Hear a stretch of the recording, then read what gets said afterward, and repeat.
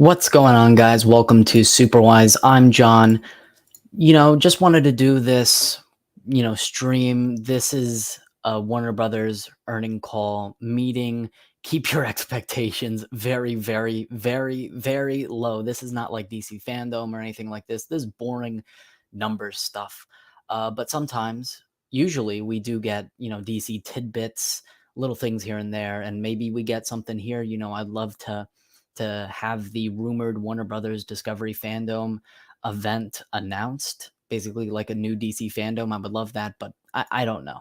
And we'll see. I'm gonna stream it. No more commentary after this. If you like Marvel and DC content, make sure to sub and let's see what's going on here. Again, keep expectations very, very low. But who knows? But mostly it's gonna be numbers, boring numbers and stuff like that. But we'll see. We'll just listen in. So I'm done talking. Gonna remove myself from the stream, and we're gonna listen into this meeting.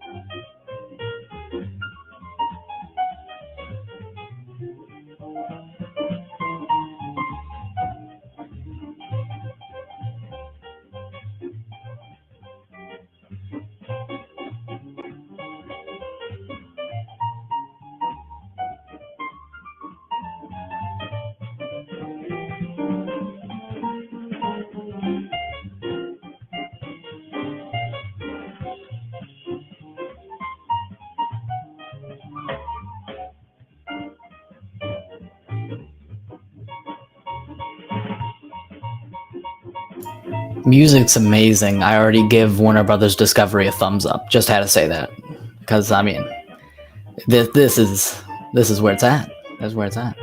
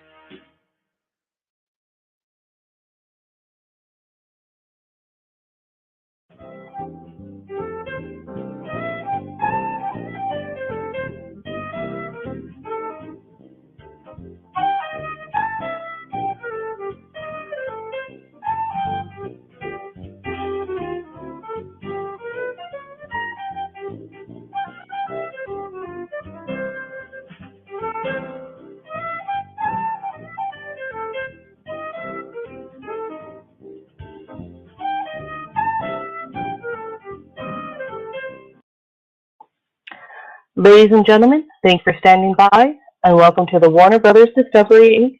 Third Quarter 2022 Earnings Conference Call. At this time, all participant lines are in a listen-only mode. After the speaker's presentation, there will be a question and answer session.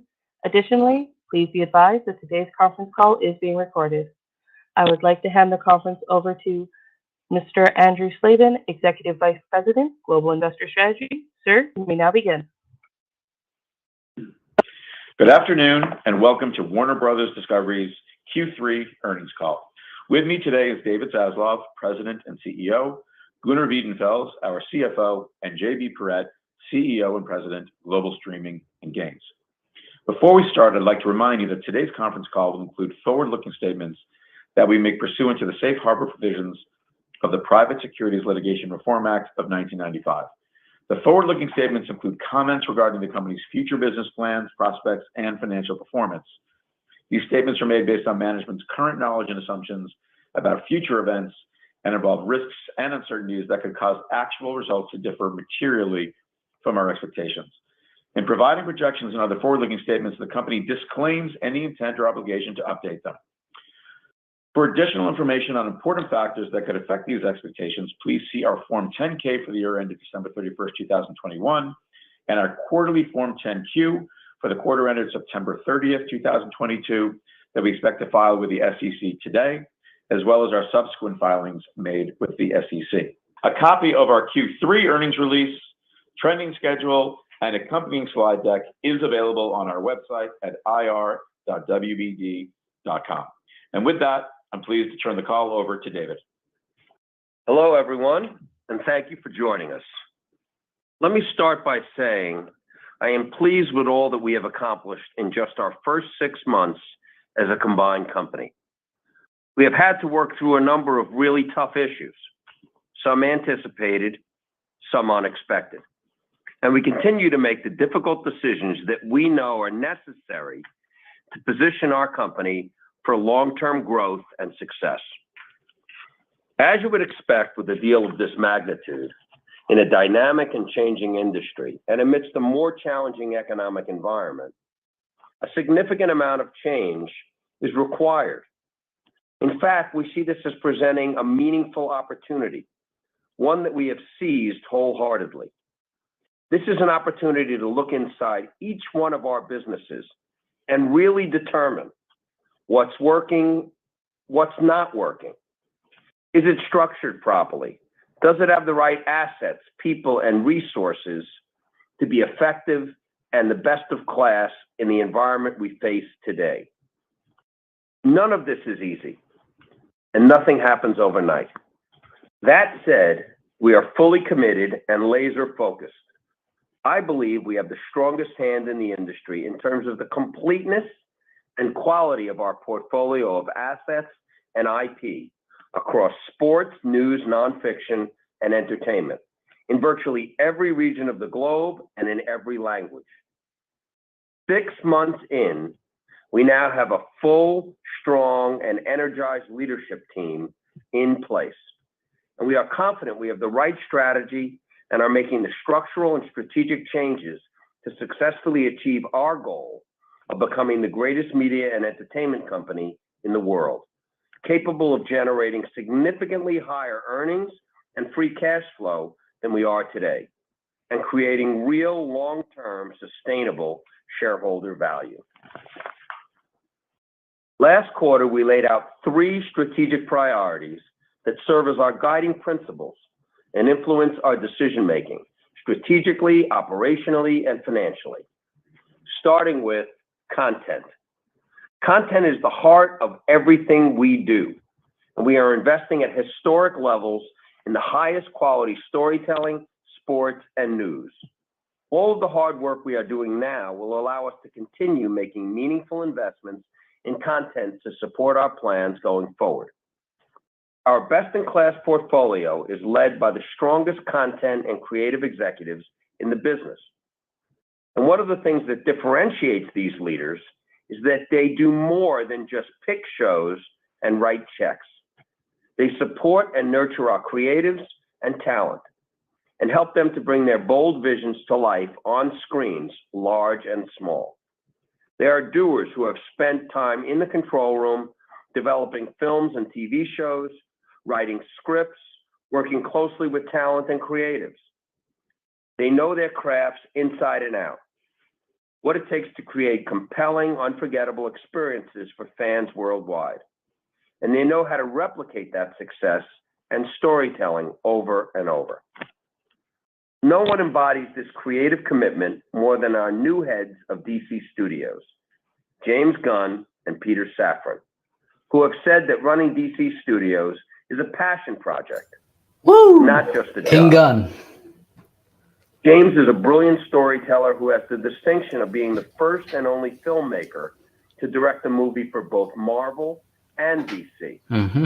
Peter is a prolific producer whose credits include DC's highest grossing movie, Aquaman, as well as the entire Conjuring universe, the most successful horror franchise of all time. Got a great leader. We could not be more great thrilled leaders to have them join our leadership team. And I'm excited for what is to come. I've spent a lot of time over the last few months with James and Peter, talking about our strategy and long-term plans for the future of DC across TV, animation, and film. They have a powerful vision and blueprint that will drive a more unified, creative approach that will enable us to realize the full value of one of the world's most iconic franchises. They're hard at work right now. Our teams company-wide are working hard every day to ensure that Warner Brothers Discovery is the place creatives choose to come and tell their stories. We have a huge advantage. Warner Brothers, with its 100-year legacy and ability to launch films in every corner of the globe, tied together with Warner Brothers TV, the biggest maker of television in the world, and HBO, two of the most prolific storytelling studios in the world. Together, it creates an unparalleled full-service entertainment ecosystem. To that end, we recently signed a long-term deal with Matt Reeves, who co-wrote Yes, King Reeves. Let's and go. created the upcoming new series, The Penguin. for There we HBO go. Max. Hell yeah. Todd Phillips will begin filming the highly anticipated Joker sequel Mhm. next month. Exciting. We signed an overall deal with Quinta Brunson, a trailblazer who brought us the hugely popular Emmy-winning TV series Abbott Elementary.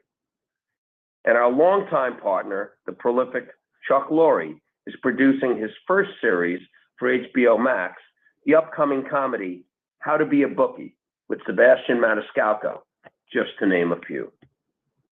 We're very excited about our robust film slate for next year. We are back in business with a lineup of features that is truly supportive of a distinct theatrical window. The slate includes The Flash, Shazam, Dune 2, Aquaman, Wonka, a prequel to the classic film, The Color Purple, produced by Steven Spielberg, Oprah Winfrey, and Quincy Jones, and Blue Beetle, Yes. DC's first superhero movie starring a Latino character, directed by Angel Manuel Soto, as well as exciting new series for HBO and HBO Max, including The Idol, from the brilliant Sam Levinson, who created Euphoria, and starring The Weeknd. The Last of Us, based on the post-apocalyptic video game, along with new scripted Looks original good. series for TV, such as Lazarus Project, set to air on TNT next year.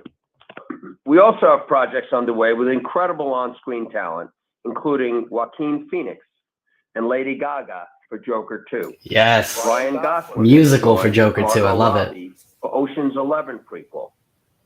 Robert Pattinson will return as Batman. Mm-hmm. Robin Thede, Let's go. Emmy-winning HBO comedy series, A Black Lady Sketch Show, has begun production on its 4th season. The award-winning cast of Succession will return next spring for its 4th season also, and the list goes on and on.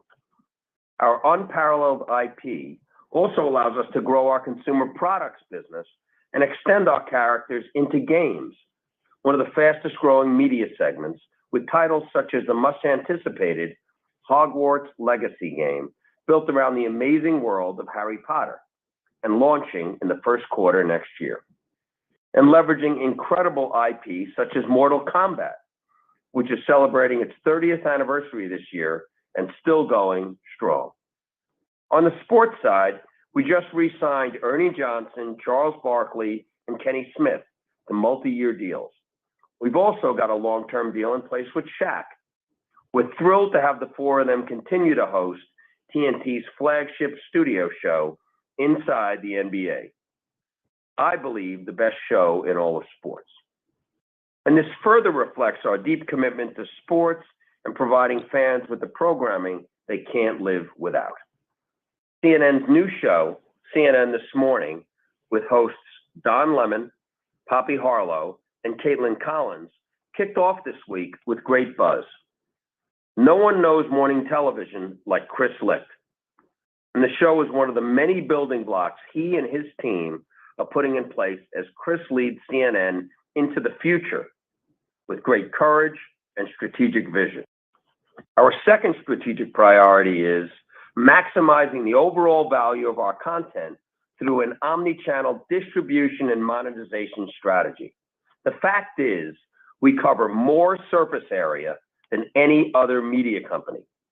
And that optionality allows us to distribute our content in multiple ways. No matter where consumers go or what their preferences are, Premium, pay TV, free-to-air, theatrical, streaming, gaming, we are there around the globe and able to monetize our content and IP in ways that maximize audience and profitability.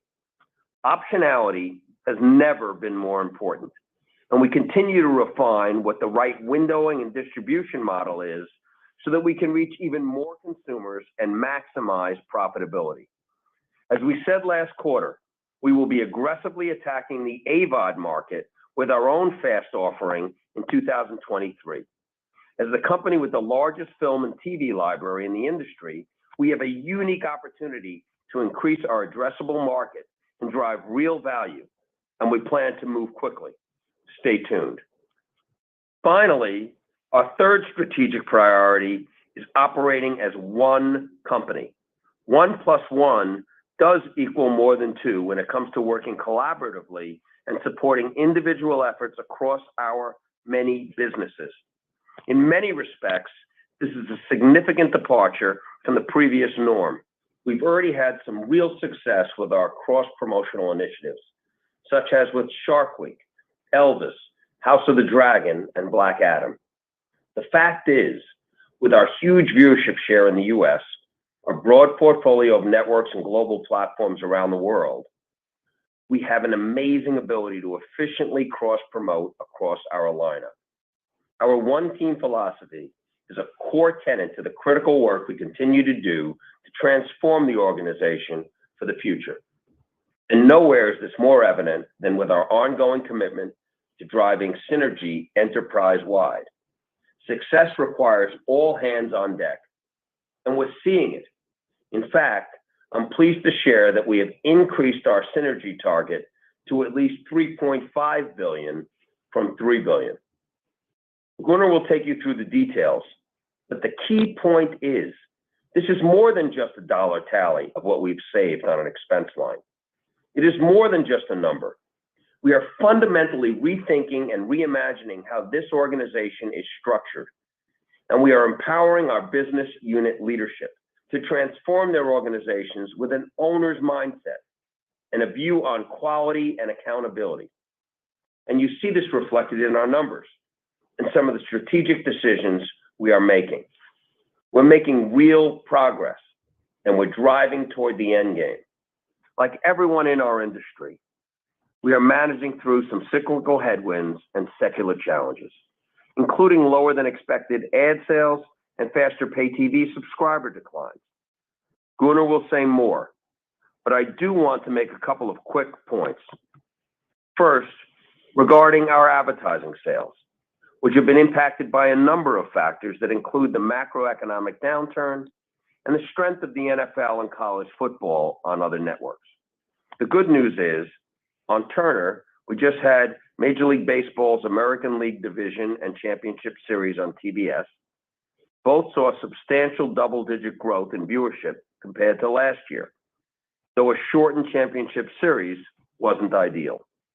The NBA is off to a great start on TNT, delivering its most-watched regular season coverage since 2017, with viewership up 29% season to date.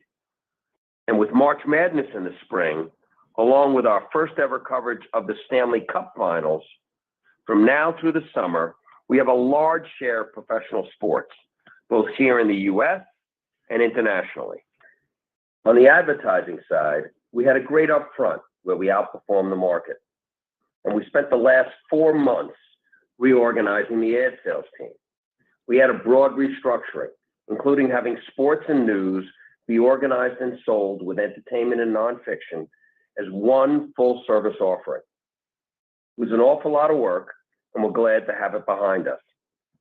The team is led by the superb John Steinlauf, who has a great track record of outperforming the market, and did so for us in the 5 years following the Scripps acquisition as he led our team at Discovery. So the team is now in place, attacking the market with the full suite of tools, every way a brand wants to engage with consumers, whether through traditional commercials, product placement, or dynamic targeting. We will offer those touch points. With respect to direct-to-consumer, We added nearly 3 million net global direct-to-consumer subs this quarter, and we expect a healthy inflection with the launch of our combined service and expanded global footprint. With that, we are excited to announce that we have moved up our U.S. launch date from summer of 2023 to spring. We've been very hard at work. We can't wait to make the service available to consumers around the globe and get the business running on all cylinders. While our team is hard at work preparing for the launch of our combined offering, we're also actively experimenting and testing our hypotheses about the future product, in large part to address some of the deficiencies of the existing platform. And we're seeing some positive signals. A few quick examples. One is related to the product user experience. Previously, when a series concluded on HBO Max, there was no end card that would then recommend additional programs for the user to enjoy. An obvious way to drive greater consumer engagement. We've started rolling this out and are already seeing very promising engagement uplift. A second example around content.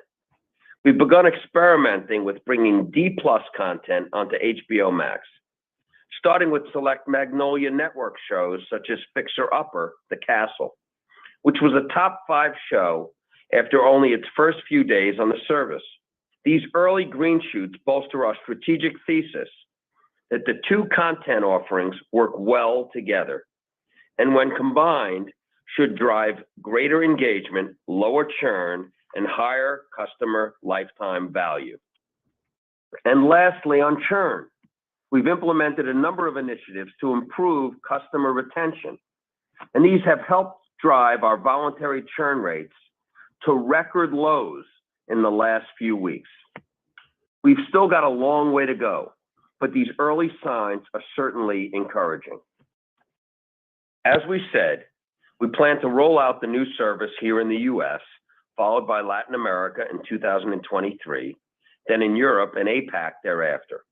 We see significant opportunity across the globe, and we're excited to resume expanding our distribution in countries where we are currently not represented. As you would expect, we made the strategic decision to hold off on active expansion until our new offering is set to launch. Before I turn it over to Gunnar, I was recently asked if I thought the golden age of content was over, and I said absolutely not. There's nothing more important than content. People are consuming more content than they ever have, but it has to be great content. It's no longer about how much, it's about how good. And ultimately, it is the consumer who tells us what is good. And the consumer is telling us right now with House of the Dragon, Euphoria, Batman, Harry Potter, Friends, Big Bang Theory. You take a look at the portfolio of tentpole assets across Warner Brothers Discovery, and the breadth is large and the opportunity is real. No one has a better or more recognizable hand of content, IP, brands, franchises, and personalities than we do. That said, I believe the grand experiment, chasing subs at any cost, is over. Let's face it, the strategy to collapse all windows, starve linear and theatrical, and spend money with abandon while making a fraction in return, all in the service of growing sub numbers, has ultimately proven, in our view, to be deeply flawed. We believe there is a real opportunity to do things differently, to deliver the content consumers want and will pay for, while getting the full value of our offering. As we said last quarter, our focus is on delivering $1 billion of EBITDA in streaming by 2025, and we expect to make significant progress toward this goal next year. Profitability, not purely sub count, is our benchmark for success. While we've got lots more work to do and some difficult decisions still ahead, we have total conviction in the opportunity before us. At Warner Brothers Discovery, we've got the best assets in the industry, reach that extends from premium, basic pay TV and free-to-air to theatrical, streaming, consumer products, and gaming, exceptionally talented people across this great company, and the right strategy and financial framework to set us up for long-term success.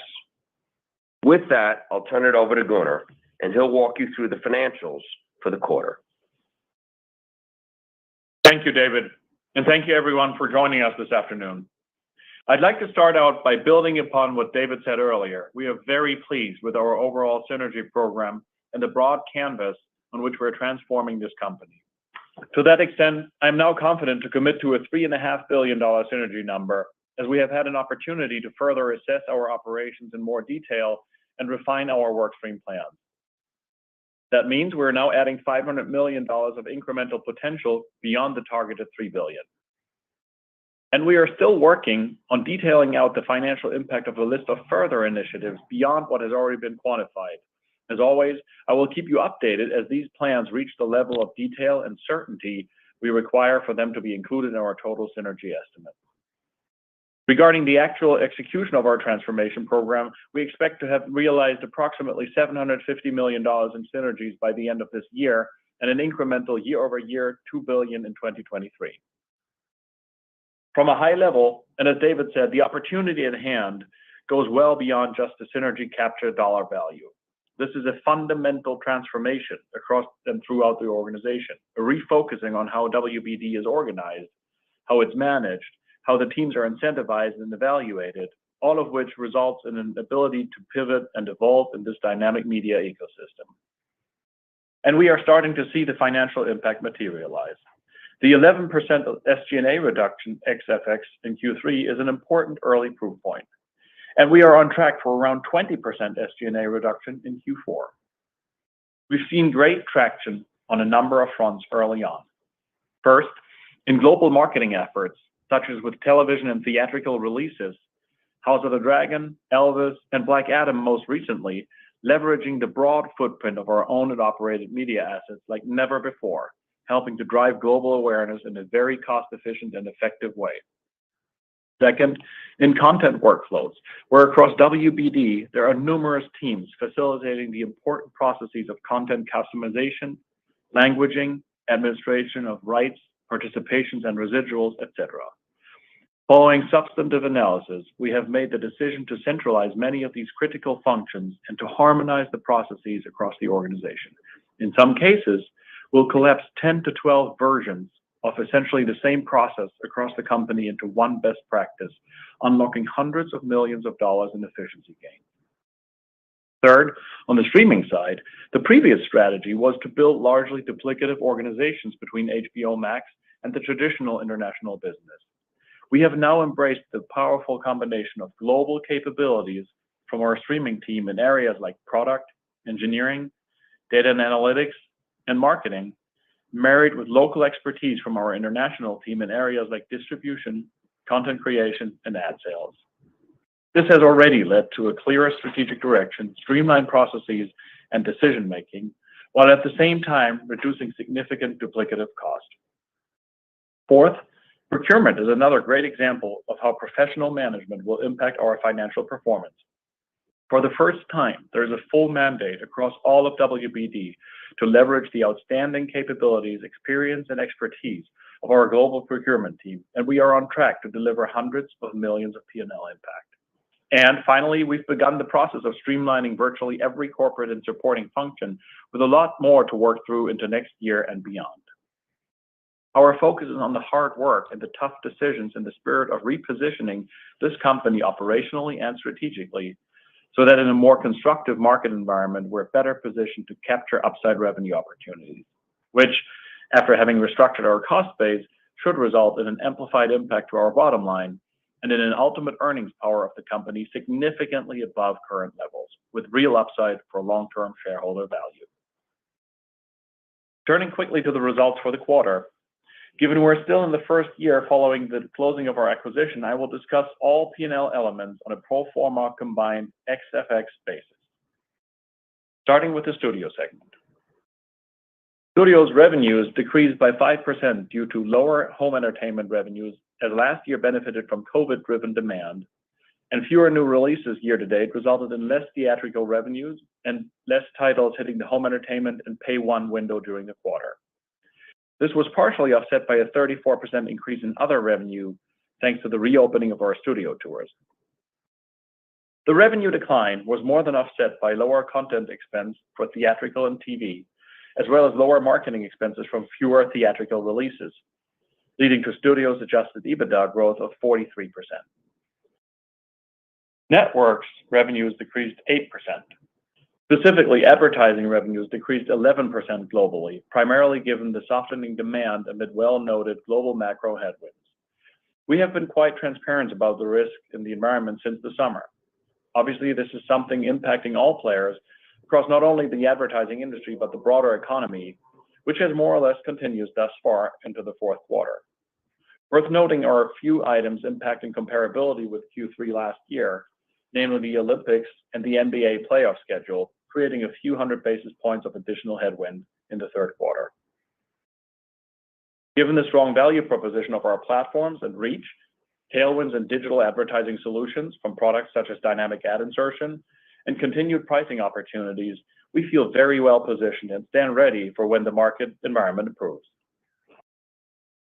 Distribution revenues declined 2%, primarily due to pay TV subscriber declines in the US and lower affiliate rates in certain European markets, partially offset by higher affiliate rates in the US and premium sports packages in LATAM.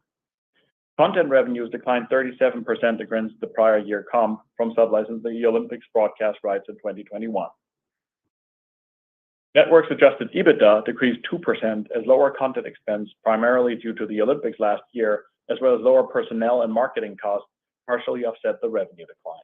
D2C revenues decreased 6%, predominantly due to the expiration of the Amazon wholesale deal, which we have now fully lapped, partially offset by retail gains. Advertising revenues more than doubled during the quarter, driven by subscriber growth on our D2C ad-supported tiers.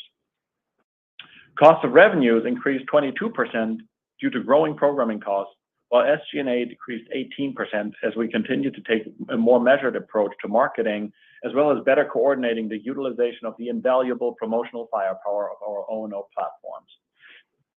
Adjusted EBITDA losses were $634 million during the quarter, and we continue to expect that 2022 will be the peak year for adjusted EBITDA losses in the segment, with healthy improvement next year on the back of cost synergy initiatives and positive inflection in revenue trends following the launch of the newly combined product. Turning to consolidated results and free cash flow. Both revenues and adjusted EBITDA decreased 8% during the quarter. And while still down, our year-over-year EBITDA trend saw significant sequential improvement over Q2, and I expect further sequential improvements in Q4 and into 2023. Reported free cash flow was negative $192 million. And let me provide some more detail here. Cash flow from operations decreased nearly $700 million, primarily due to seasonality from the semi-annual cash interest payment on a large portion of the acquisition debt, as well as merger and integration-related costs, which totaled nearly $400 million during the quarter, including payout of retention bonuses to legacy WarnerMedia employees put in place prior to the closing of the transaction. This brings the year-to-date total to approximately $650 million. Furthermore, we reduced the balance outstanding on the securitization facility by $500 million from $5.7 billion to $5.2 billion, which also negatively impacted Q3 free cash flow, managing the program in line with the seasonal cadence of collections and revenue. As previously mentioned, we repaid $2.5 billion of debt during Q3, bringing the total debt repaid since the closing of the transaction to $6 billion. We ended the quarter with $50.4 billion of gross debt and $2.5 billion of cash on hand. Turning to guidance. Now, with 2 months left in the year, we see adjusted EBITDA for 2022 landing towards the middle of our guidance range of $9 to $9.5 billion, or about $9.2 billion.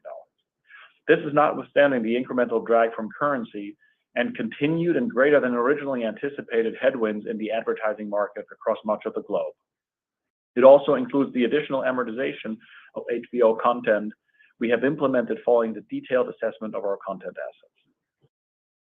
We continue to see reported free cash flow for the year at $3 billion and now see net leverage at the end of the year at approximately 5 times. Building off of this projected baseline and looking to 2023, we continue to target and our teams are working towards $12 billion in adjusted EBITDA. And in a more normal advertising environment, we believe that target should be achievable. That said, the lack of visibility on advertising globally creates a more challenging path towards achieving our target, given advertising is by far the greatest variable impacting our financial performance for 2023. I'd also like to offer a couple of other puts and takes to bridge from this year to 2023. First, synergy will be a healthy tailwind, and we expect $2 billion of incremental EBITDA impact year over year, as I detailed earlier. Second, the first half of 2023 should see an additional tailwind of a couple $100 million from the impact of our course correction measures implemented over the last several months, for example, CNN+. And third, FX trends and overall pay TV trends are naturally outside of our control and difficult to project. We continue to expect our free cash flow conversion rate to be in the 33 to 50% range. In addition to the factors described above, free cash flow will depend on the timing and size of the cash restructuring costs to be realized from 2023, as well as on content and working capital dynamics. To close, I'd like to reiterate that the future and mid to long-term earnings power of this new combined company is as vibrant as ever, and we're decisively taking the necessary steps to enhance our operating structure and emerge as a leaner and stronger global media company, which will position us to take advantage of the eventual market recovery. We continue to focus on and invest in high-quality content and platforms with a flexible approach to monetization to drive growing and sustainable free cash flows, which we believe will ultimately maximize long-term shareholder value. And with that, I'd like to turn it back to the operator, and David, JB, and I will take your questions. Thank you. Ladies and gentlemen, we will now begin the question and answer session. Should you have a question, please press the star followed by the 1 on your touch-tone phone. If you would like to withdraw your request, please press the star followed by the 2. If you're using a speakerphone, please lift the handset before pressing any keys. Our first question comes from Kannan Venkateshwar with Barclays. Your line is open. Thank you. Maybe Gunnar, to start off with the synergy guidance for next year. When we look at the $12 billion EBITDA number and the free cash flow number, obviously, as you mentioned, it's subject to a lot of macro variables as well as things like cord cutting. So I know these are low visibility items, but could you help us with some kind of sensitivity in terms of how your EBITDA or free cash flow could get impacted if the macro environment was to get worse or better one way or the other? And then, David, from your perspective, when you think about the organization right now, looks like structurally it's mostly in place in terms of org structure as well as the people in different seats. And so as you go into next year and beyond, strategically, as you roll out HBO in a bigger way in the new form in the US as well as around the world, how big of a focus is pricing compared to where we are from an ARPU level right now, and how do you expect that to evolve going forward? Hey, hi, Kannan. Let me start with your first question, and I'll take a bit of a broader perspective here. Let's start by the environment that we're seeing today, because I think that's an important baseline. And as you know, we have been pointing to risks from the macroeconomic environment around us for quite some time, so we're not surprised. But the reality is, as you can see in our numbers, we came at minus 11 for ad sales, which is the lower end of our guidance. And we see those trends continue into the fourth quarter. Now, keep in mind, for us specifically, as we have pointed out last quarter, there were some prior year comp impacts, most importantly from the Olympics. And also, obviously, we're talking about the network segment separately now. And so there were some positive growth drivers in the D2C segment. If you take that all together, our number would have looked more like mid to high single digits down. But the reality is, as I said, those trends continue into the fourth quarter, and I don't want to give any more specific guidance for next year. That's why I laid out what we have control over. And I'll go through that again. Let's assume the midpoint of our guidance range for 2022, call it 9.2 billion. There will be a couple $100 million of impact on the positive side in the first half of next year as the full effect gets realized of the decisions that we have made in the second half of this year. And then we have full visibility and full conviction of $2 billion of incremental synergy impact, right? So that takes you to the, call it, $11.5 billion range for next year. And then to your point, the key question is the environment that we operate in. And I don't want to make any predictions here. You guys can all form your own views, but we do have $10 billion in advertising revenues, so that is a very material driver. Now that said, we are very, very bullish when it comes to the D2C segment for next year.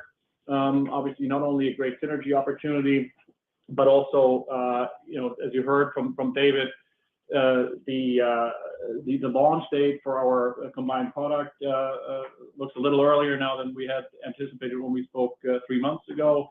I do think that there is a real inflection point that's available to us when it comes to the D2C revenue on the back of that relaunch.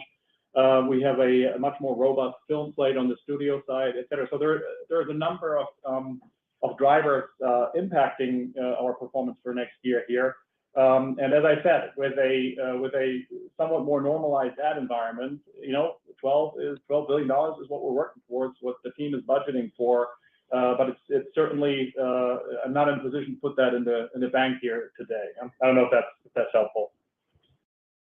On the pricing, JB, we've been doing a lot of work.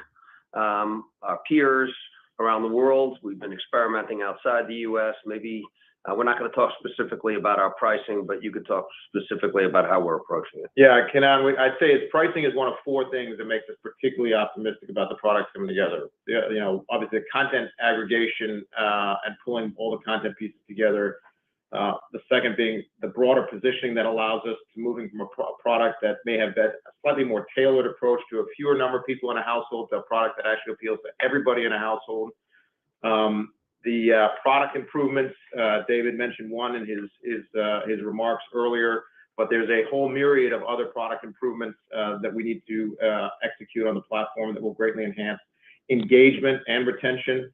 And then pricing, we think, is one of the meaningful ones. 2 data points on that I think are important. Number one is by 2023, HBO Max will not have raised price since its launch. So it'll have been 3 years since pricing has moved, which we think is an opportunity, particularly in this environment.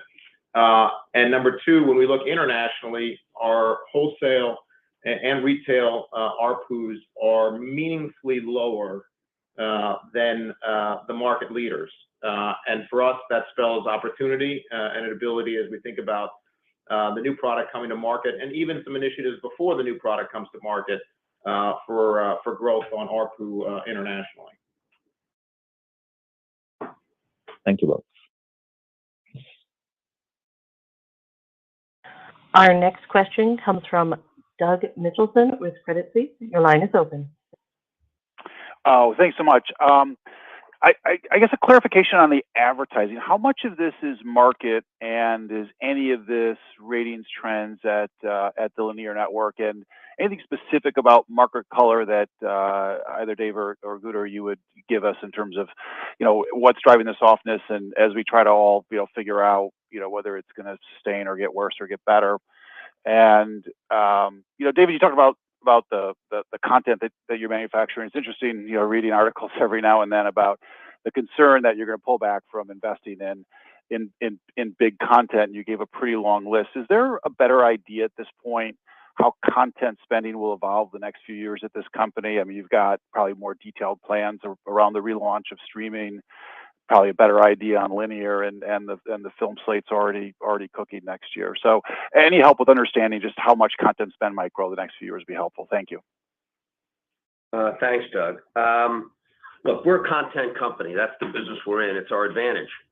The fact that we have these tentpoles, the strength of HBO right now by people domestically and around the world where we do have HBO in a few markets as being the highest quality, best curated service, as well as the production of content coming out of Warner Brothers. That's really our strength. We intentionally referenced the content coming up because we're leaning in. We're spending more money this year than we've ever spent historically. And when there's been a lot of view of what's going on and the remix of this company coming together, and it is messy, it's challenging, but it's taken real courage to restructure this company. It hasn't been restructured and reimagined for the future in a decade and a half. And so having this company work as one company and putting it all together and looking at content across the platform, promoting it across the platform. But as part of that, we had the luxury, because of the spend across each platform, to take a look at how it's working. And so Casey Bloys was able to look at all the content on HBO. And when 37 series went away, he was able to look over the last year and a half, what are people watching and what are they not watching? Where are people spending time? Where are they being nourished? We had the ability to look at across our cable channels. What are we spending on shows, and where are they working, and where are we getting a good return? And all those write-offs that we took shows off these platforms. We didn't take one show off a platform that was going to help us in any way. It's going to help us to get it off the platform so that we could now invest with the knowledge of what is working, and replace those shows with content that has a chance to be more successful, have larger audience. And we're reallocating the capital. How much should we be spending on HBO? How much more investment should we be making at Warner Brothers Television? And in the end, we're fully committed to content. You'll see that. We're committed to sport. We're committed to news. And we're focused now on how do we deploy that capital in a way to generate real value and get the content that's not working off. And we're in the process of developing one lens through which we look at it. It's one company, one view on returns, and I see a lot of opportunity there from the perspective of reallocating the capital. Doug, on the advertising market, look, the truth is delivery obviously across the ecosystem is down. But that said, we have been able to grow advertising in a meaningful way with exactly that level of delivery. So my view is this is first and foremost a market issue. Now, as I said, the sports schedule did have an impact and put us at a little bit of a disadvantage in the quarter. For the fourth quarter as well, there's some additional tailwind in local, which obviously, as you know, we're less well positioned to participate in. But the reality is that the scatter market has been pretty dry right now. So it is what it is. As we know from experience, these periods pass, but it's not a very constructive environment right now, as you have heard from a number of other players, peers, and across the broader advertising market over the past 3-4 weeks. Great, thank you. Our next question comes from Jessica Reif with Bank of America Securities. Your line is open.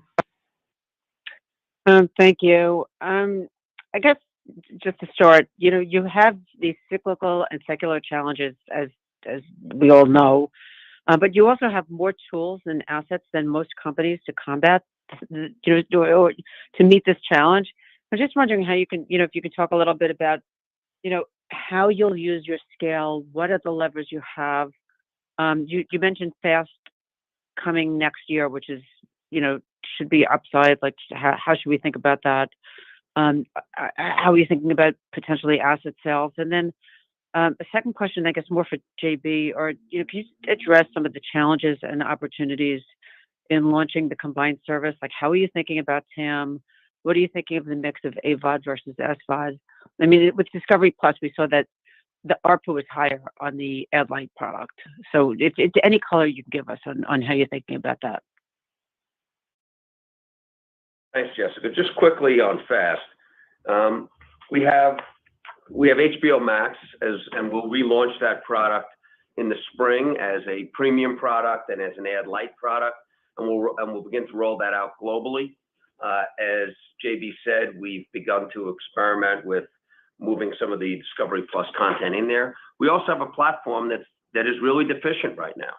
And so, we're holding on and we're growing. The fact that we were able to grow almost 3 million subs outside the US without a lot of promotion and with a platform that's not that great, we really think is encouraging as we begin to look at rolling out more broadly. But we also see FAST as a real opportunity for us. And I think it's unique for us. We have the largest TV and motion picture library. And so there's content that belongs on HBO Max when that product launches, whatever it's called, as well as the AVOD service. But we could see now, what are people consuming on those platforms? There's also a huge amount of content that's not even on that platform that's sitting with us that hasn't been put to monetize in the marketplace. Some of that we will sell, which we've talked about, and we've started to sell. Some of it will sell non-exclusively, some of it, but we have the ability on the FAST side to build a service without buying content. Most of the players in that space are out buying content and then looking to sell that content and create a VIG effectively, where they get a return on that content based on what they spent on it. We can take content we already own, a lot of it where we have no participants, some of it where we have participants, but it's at a fraction, and get ourselves into an AVOD service, which I think makes us full service. And most of that has been fully amortized, or almost all of it has been fully amortized. And it gives us effectively a full service, which you'll see as we come into the end of 23, which is a premium service that we're driving globally with no ads, an ad light service, which will have a robust and attractive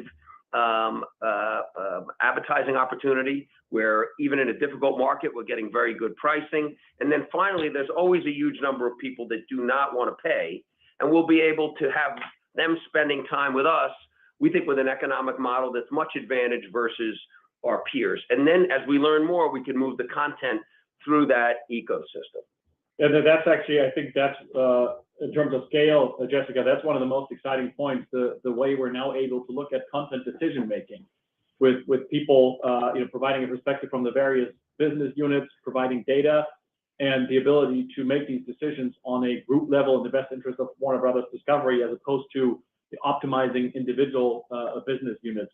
The other more recent point I would like to highlight, where we're really in the first inning, is just the marketing power of this company. If you look at the Black Adam campaign that David mentioned in his opening remarks, this is as broad, as comprehensive as we've ever seen it, and we're just getting started. Now we're going to be able to gather all the data and drive all the insights from executing a campaign like that.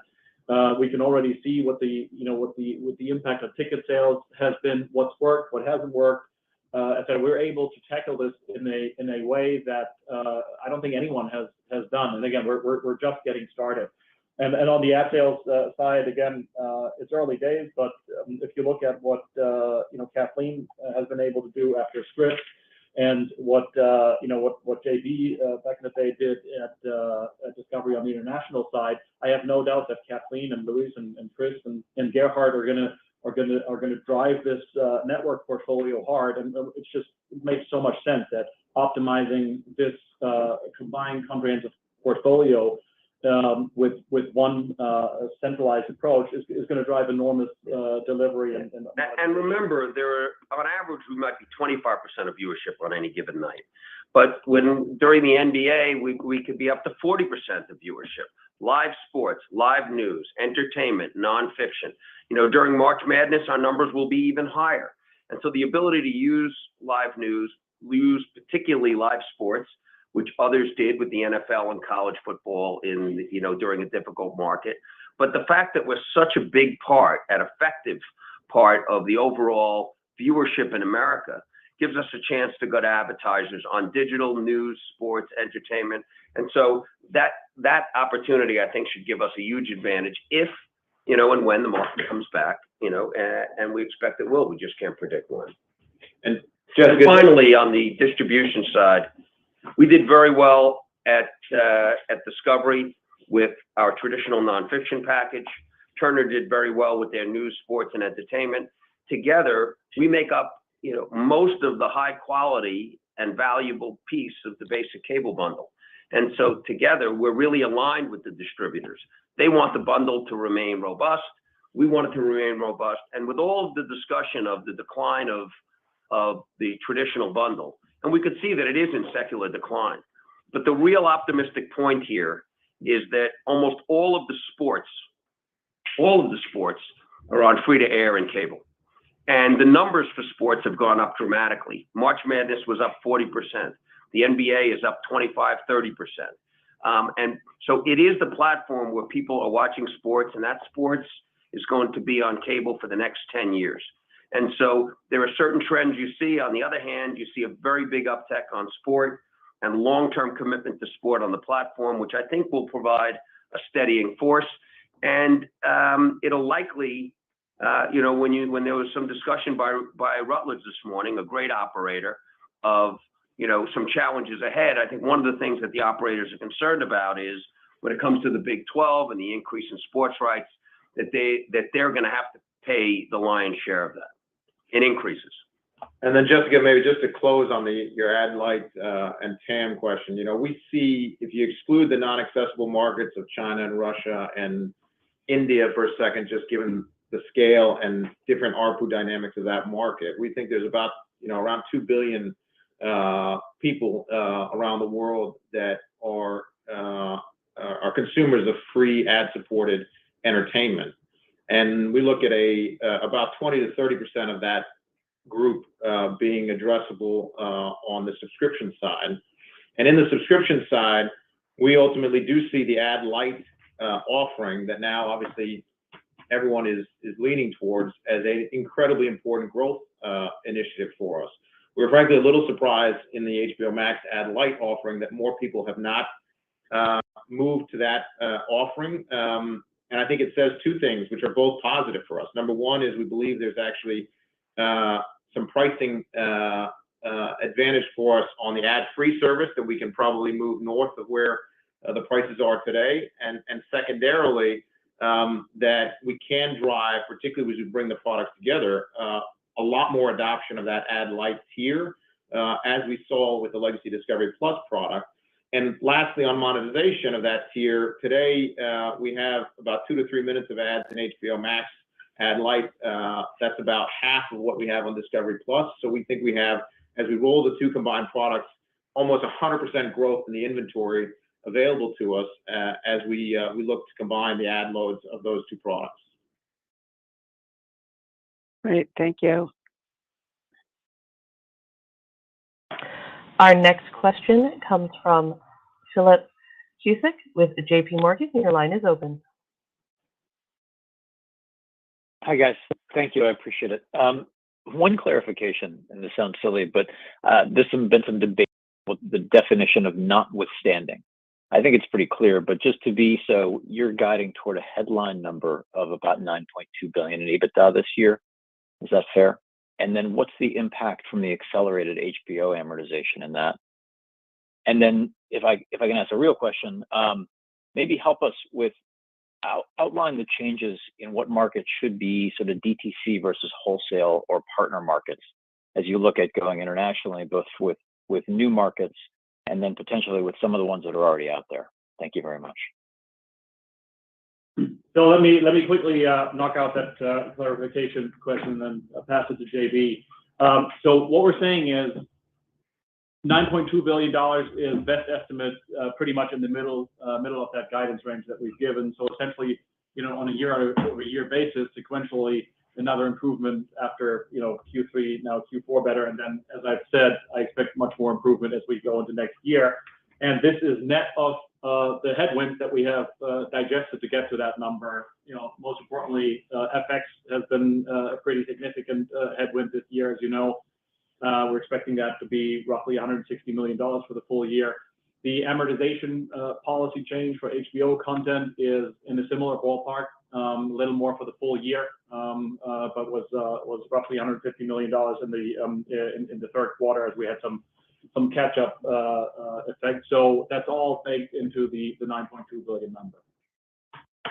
And on the international wholesale and partnerships angle, obviously the rollout we laid out in August assumed essentially a rollout of the new product over the next 2 years in the existing HBO Max markets, other than a handful of additional ones that we talked about launching in Europe in 2024. Next year, it's really focused on US, LATAM, which are all existing HBO Max markets. And so there was no incremental launches in that number. As David mentioned earlier, we really were focusing on getting the product to market, getting launched, and then reassessing as we get the product launched, whether there's any opportunities to do more and more markets in the years to come, but that's not something obviously we have any visibility of at this moment.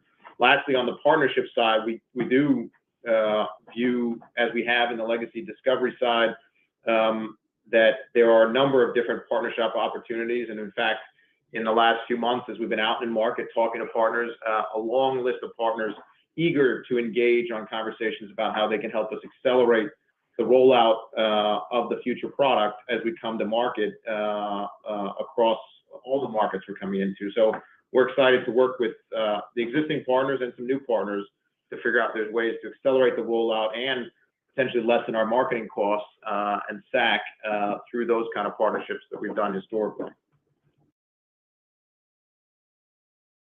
Thank you. Our next question comes from Stephen Cahill with Wells Fargo. Your line is open. Thank you. Maybe first to kind of pick up on Doug's question on content and ask it a slightly different way. David, between the content write down and a lot of the changes to personnel you've made, I'm just wondering how you could characterize the content strategy now. It seems like it was a little bit broken under Warner Media before. And when you think about what content is going to look like in the future, I was just wondering if you could kind of say how it's going to be different under Warner Brothers Discovery than what it is under Warner Media. And then Gunnar, maybe just to follow up on the free cash flow impact from the synergy. When we talk about the incremental synergy guidance, I know that next year there's probably a cash headwind from cost to achieve. So in 2023 specifically, is the increased synergy guidance going to be helpful to free cash flow? Is it going to be neutral to free cash flow? Could it be a drag on free cash flow? We'd just love to understand how we think about the free cash flow dynamic for 2023. Thank you. A couple of things. One, we're going to have a real focus on franchises. We haven't had a Superman movie in 13 years. We haven't done a Harry Potter movie in 15 years. What are the DC movies and the Harry Potter movies provided a lot of the profits of Warner Brothers Motion Pictures over the last 25 years. So focus on the franchise. What are the big advantages that we have? House of the Dragon is an example of that. Game of Thrones, taking advantage of Sex and the City. Lord of the Rings, we still have the right to do Lord of the Rings movies. What are the movies that have brands that are understood and loved everywhere in the world? Outside the US, most in the aggregate, Europe, Latin America, Asia, it's about 40% of the theaters that we have here in the US. And there's local content. And so when you have a franchise movie, you can often make 2 to 3 times the amount of money you make in the US because you get a slot.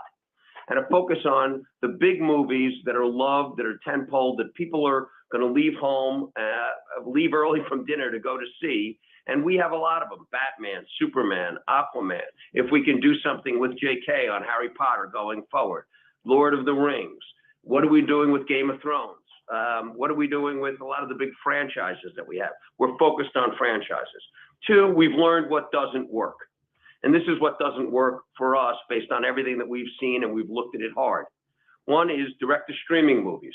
So spending $1 billion or collapsing a motion picture window into a streaming service, the movies that we launch in the theater do significantly better, and launching a 2-hour or an hour and 40-minute movie direct to streaming has done almost nothing for HBO Max in terms of viewership, retention, or love of the service.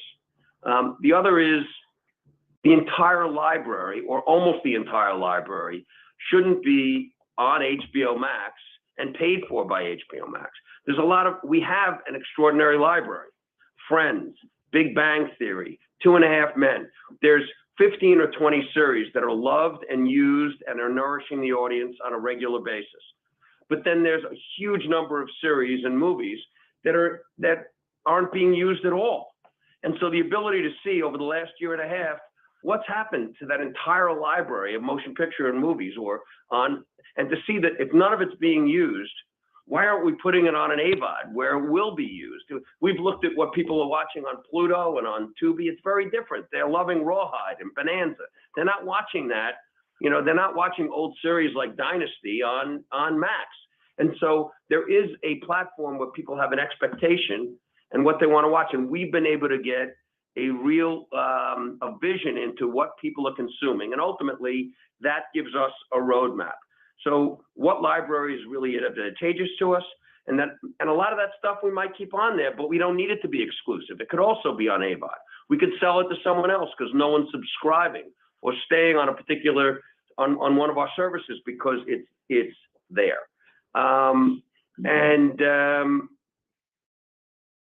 So I think what we're really trying to understand is what has worked on the platform and what hasn't.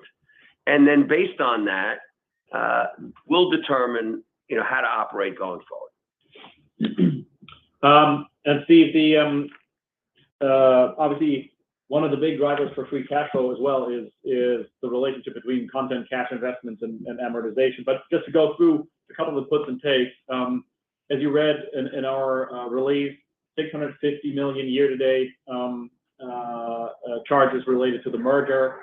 Some of that cost to achieve. There's going to be a little more in the fourth quarter. And so against that baseline, next year is going to be a little higher, but it's not, very significantly higher. We are going to see a little bit of a closing of the gap between content amort and content cash as amortization steps up. I do believe there is significant flow through from the synergies. Again, $2 billion year over year. Assume a tax rate against that and flow the rest through. And then two more points to point out.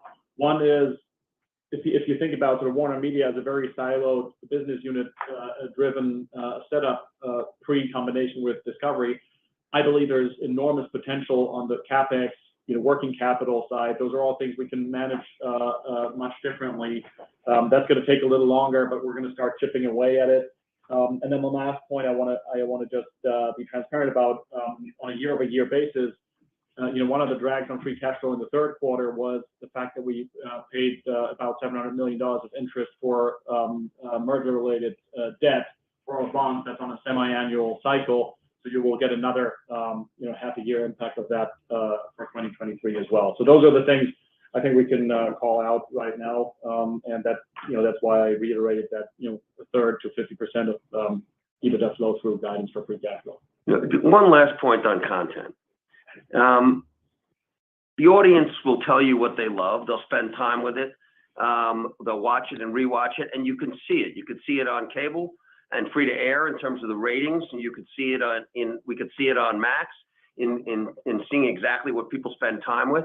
And we look at it, and we look at it hard. If we have a scripted show that's $7.5 million and it's getting a 0.03, then that tells us that some has been written that we're not committed to scripted on TNT. We're very committed to scripted, but we want to measure what people are watching and what they're not. If a repeat of 2.5 Men or Big Bang does 3 times the rating of a brand new show that was spending another season that we greenlit of a show that's costing us $7.5 million, we're going to cancel that show and we're going to try and get another scripted series that has a chance to really deliver and delight and engage an audience. But we are being deliberate about measuring how are the shows doing. As I said, let me be very clear. We did not get rid of any show that is helping us. And we got rid of those shows so that we could focus on producing new content that will, and using everything we learned on each platform to make new choices. It's a business of failure, but we'd rather take that money and spend it again and have a chance of having a show that will engage and delight on either our traditional platforms or our subscription platforms. Actually, Steve, before we move on, I did want to mention one thing because you were quoted a lot and got a lot of mileage out of your statement earlier this week, I think, or end of last week, that Warner Brothers Discovery has the greatest assets with the highest leverage in the industry or something like that. And that balance sheet. Yeah. Sure. So I just want to comment on that. And while we're on the topic of free cash flow, I really view our a capital structure as a huge asset. We put the structure in place with a purpose. It's cheap, largely fixed, and long-dated debt. And so from that perspective, I feel very, very good about it. Very limited maturity coming up over the next couple of years. We run scenarios, obviously, and there's even in the most dire scenarios, no requirement for us to come back to the debt markets to refinance anything. So it really is a bit of an asset. It's not lost on us where the debt is trading. And as we're rolling in that free cash flow that I described over the next 2, 3, 4 years, I think there is enormous opportunity for us, which is going to be in the best interest of not only the equity holders but also the debt holders. So this is a real asset. And I just saw it made me laugh when your quote was picked up by the Wall Street Journal, I think this morning. So we can do one more last question. I'll try to stay out of the news. One last question, operator, please. Our final question comes from Rich Greenfield with Lightshed Partners. Your line is open. I love batting cleanup. First of all, thanks for taking the questions. David, you've been pretty clear about how many mistakes the AT&T management team made and sort of put you in sort of the situation you're now in. I guess is abandoning Amazon channels one of those mistakes that you see, and is revisiting that decision and the subs and cash flow tied to it, is it tied to the relaunch of HBO Max sometime next year? And then second, I was just sort of thinking about your comments at the very beginning about sort of the difficult decisions you have to make ahead. And I'm curious, is NBA rights one of those, just given sort of the challenges? Like, do you need NBA rights given the kind of where the TV world is headed right now? Just how I'm sort of just interested in like what you meant by difficult decisions or what you're thinking about in those difficult decisions would be great. Thanks. Thanks, Rich. Look, we got in some ways, as hard as this has been to restructure and this company and make a lot of changes in terms of people and how we approach the business, we've really seized the moment. And I think I'm very proud of the leadership team. It's taken real courage to sit down and say, we have a chance to start over here. What is the business? How do we want to structure this business? What content should we have? With the ability to look at what's working and what's not working, what do we need to be a successful business for the future? As if it was a family business. We took our wallet out, put it on the table and said, what do we want to spend our money on in order to have our best chance of succeeding? Casey did it. Channing did it. Mike and Pam did it. Chris has done it. And now we have a vision for what we believe is going to make this company strong and the most effective media company to take advantage of our diverse assets. We're not going to be right about everything. But when in 4 or 5 months, as we make the turn into next year, we're about in the 7th or 8th inning here of getting this through, we'll find over the next year that a lot of what we thought maybe was a little bit wrong, but we have conviction. We have a clear vision for the future and where we're going and what we want to do. And we have the courage over the last 7 months. And as you see this through of what's going to, people are looking at it and it looks like, look who's leaving here. They got rid of this show. They're not doing this. It's almost like a mural, on the side of a building. And you see a lot of stuff falling down and it's messy and it's challenging and it's difficult. It's difficult seeing people leave. But in the end, we're seeing this through and we're going to come through this a much stronger company, leaner with real fight and a real sense of what's the quality that we have that's going to help us to win. And when you see that 3 to 4 months from now, I think you're going to get a very clear picture of exactly what this company is. We'll be launching our new products. And with the diversity of content we have, I think we're going to be very formidable. And the free cash flow that we're going to be generating and the EBITDA and the diversity of assets is what many thought when we started with this company, that we weren't just a streaming company and everyone wanted to be just a streaming company. That never made sense. It was like the clicks in the 90s. A sub counted for a lot of money. It doesn't matter what the ARPU was. It doesn't, So we are focused now on free cash flow, EBITDA, but we're also focused, we believe that we should be a leader in subscription in AVOD around the world because we have the highest quality content. And to do that, you can't be the only fishing boat. You can't be the only one out there saying the only way to get me is to come through my portal. And so, I'm not going to comment on what AT&T did or what Jeff Bewkes and Parsons did. they all made their best argument and their best sense of how to drive this company. What we did, which is lucky, is we're Monday morning quarterbacks. It's easy to do that.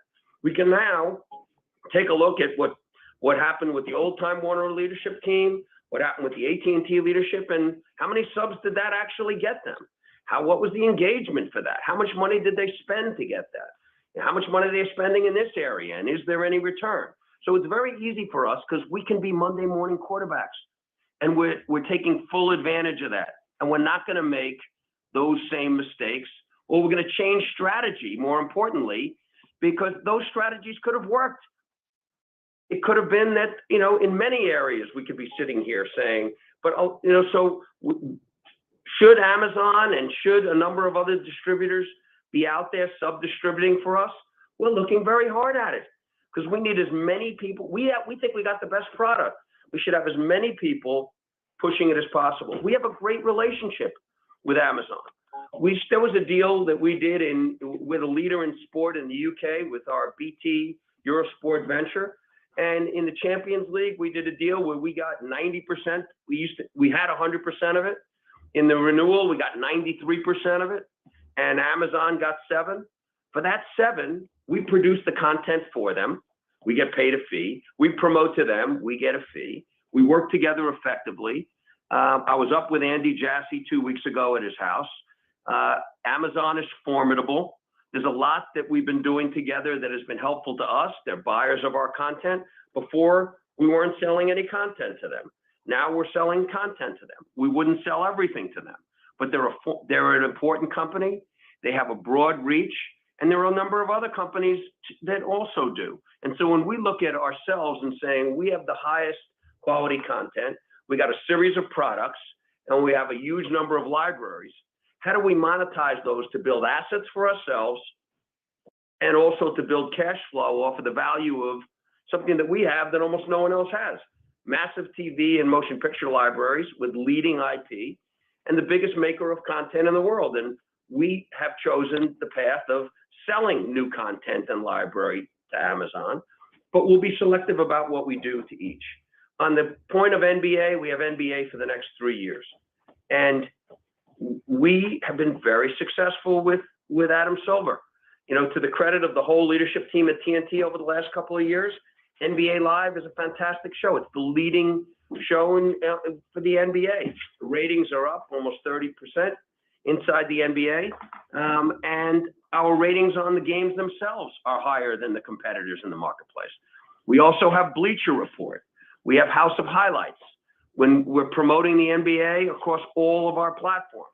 And, when Adam thinks about the future, he thinks about it the same way that I do.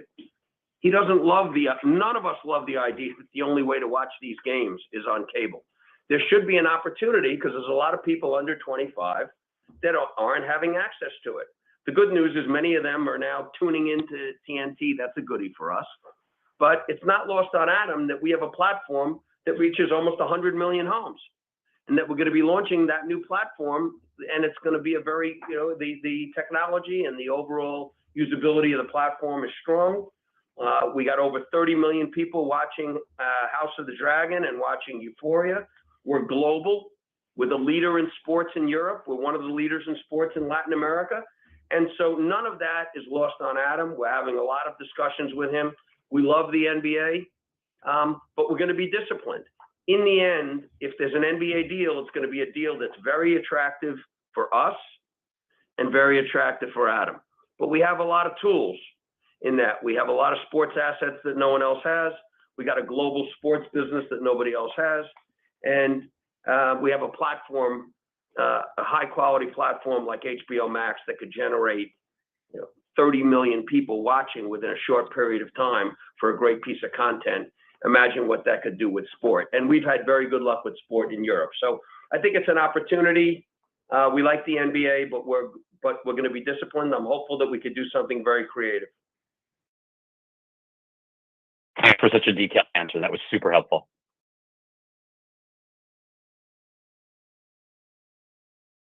Ladies and gentlemen, that concludes the conference call for today. Thank you for participating, and we ask that you disconnect your lines.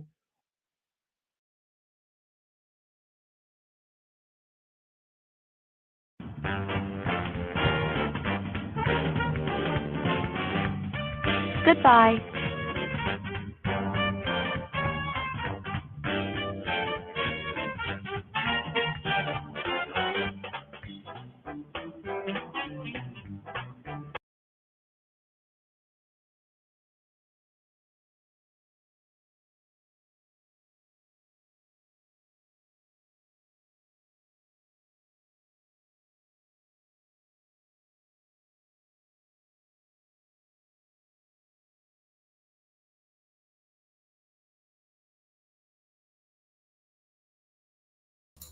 So that was the stream. Thanks so much for watching.